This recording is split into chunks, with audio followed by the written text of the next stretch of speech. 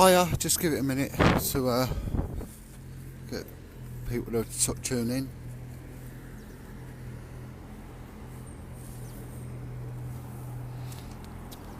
Right, I'll wait till I get a response. Hello, Muriel. Right, I'll wait for a couple of minutes. So it's only going to be a quick message. One sec. Let's try and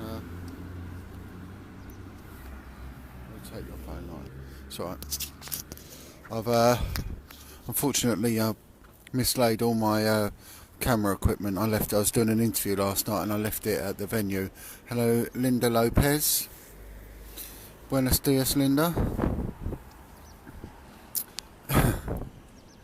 Right, I'm getting get a few people tuning in. Hey, just give it 2 more secs. This will be a quick hello, Carmela. Carmela, I'm trying to speak to your mum, but just let the police go by.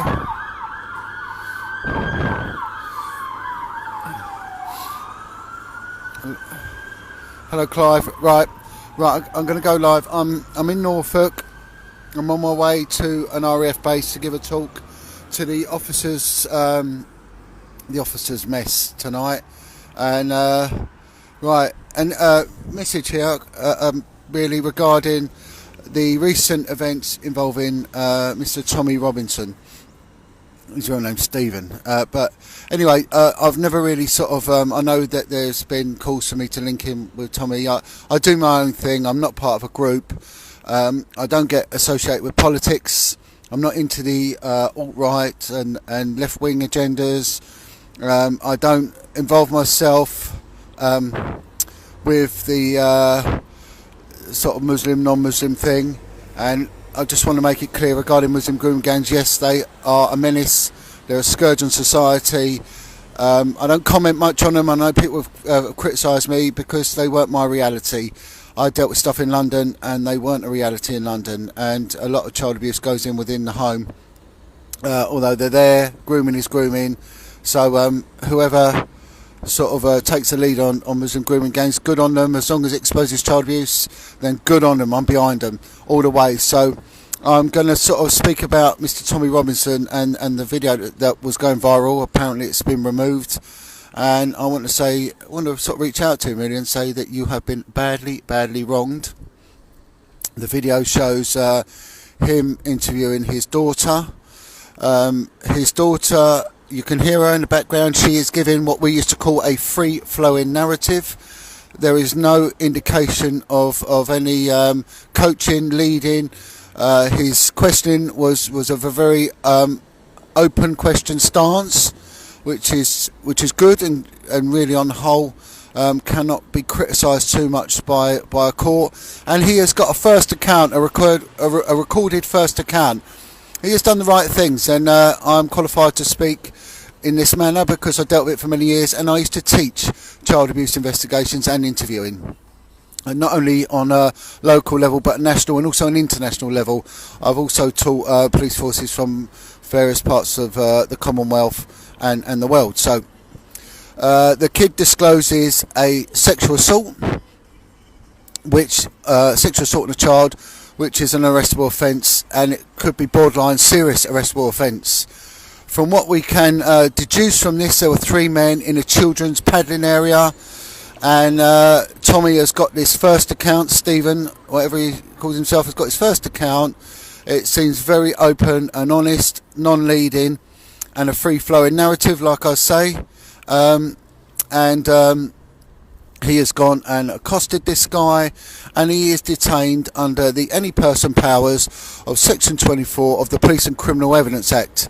He has done the right and just thing. In the melee of it all, this bloke, the paedophile, has got a bit of a spanking. Hey ho, these things happen. Now, Bedfordshire police have turned up by the looks of it, and I don't know what's gone on with these 3 guys, but they've arrested Tommy Robinson for common assault. Now, common assault is a non-arrestable offence, as was, although the parameters have changed. He could have been easily summoned. They know where he lives. They've had dealings with him many times in the past. There was no need to arrest him. if they was interested in what they class as a continuation of the offence, which is what they were stating, then that is to prevent a breach of the peace. Now, the way to look at this, the breach of the peace, you've got to remove one of the parties. Why not remove the three men who appear to be in cahoots with each other for a serious sexual offence against a young child? There may well be a conspiracy to commit serious sexual offences, and they could have been arrested on suspicion of that. That arrest would have then led to the power to search, seize and detain. They could have gone round there, arrested these three guys, seized their recording devices for evidence of a further commission of the offence on there, and maybe a pre-planning on there, and they could have done a thorough search of where they were staying, and that could have also led to property that is under their control, i.e. their home addresses, so under section 18(1) of the Police and Criminal Evidence Act. So these three guys could have been arrested, given over to a CID team, and they could have gone to town with what looks like a group of paedophiles that have winkled their way into a children's play area, which is what they do. But like I said before, they have picked low-hanging fruit, Mr. Tommy there being the low-hanging fruit, and they have gone and nicked him. And I've never spoken out about this guy in the past, but I think he has been seriously wronged, and I think shame on Bedfordshire Police. They have acted maybe unlawfully. I think they've acted within their parameters, but they've done it the wrong way. Yeah, and also, guys, someone's put on there that one of the guys has made an admission. So he's made an admission at the scene, right? That's an unsolicited comment, but it would have been a recorded unsolicited comment had Tommy made a record of it, which he did. So they've got the evidence in a nutshell. It's all there, right? I'm going to pen a letter to the Police and Crime Minister for Bedfordshire, expressing my concerns over this, and I suggest other people do likewise, because this is an outrage. And the reason that this has invoked me to come forward and speak out, because this is indicative of the gravity and the weight they put onto child abuse claims. They absolutely don't give a toss, and they'd rather go and glory hunt by turning around and saying that they've got a trophy because one of the officers has nicked Tommy Robinson, and that's what it appears to me. There was no need whatsoever to have arrested him. If he's assaulted a guy, then he's a grown man, you know, and he'll have to deal with that. But that could have been done via a summons. There was no need to arrest, detain and take him to a police station. None whatsoever. There would have been no evidential worth in that, and therefore also it would have frustrated the investigation, where them three suspected paedophiles at the scene could have been nicked. The efforts could have been put into dealing with them, and therefore a further, more in-depth inquiry could have taken place. So I am absolutely disgusted. So if there are any people that have got links with Tommy Robinson, you pass on, you know, my concerns to the guy. And on this occasion, I will be putting pen to paper. And if there's other people that wish to do so, please do so, because, you know, this is wrong. This needs to go to the Police and Ombudsman, which is the Police and Crime Ministers, so they can adjudicate this properly.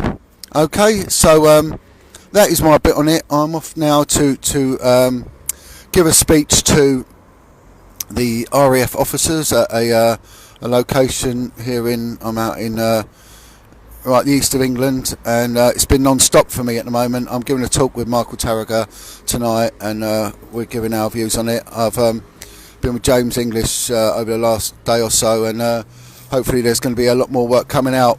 So please pass this on, let it go to the right places, and I've given my professional opinion and my expertise on this matter, for which I think I'm qualified to do so. Alright. Oh, my cousin Adam Nashi, he's watching. All right, Adam, big shout to you. Hopefully I'll meet up with you soon, Adam, my friend. All right. Anyway, God bless all, and please pass this on to the right people.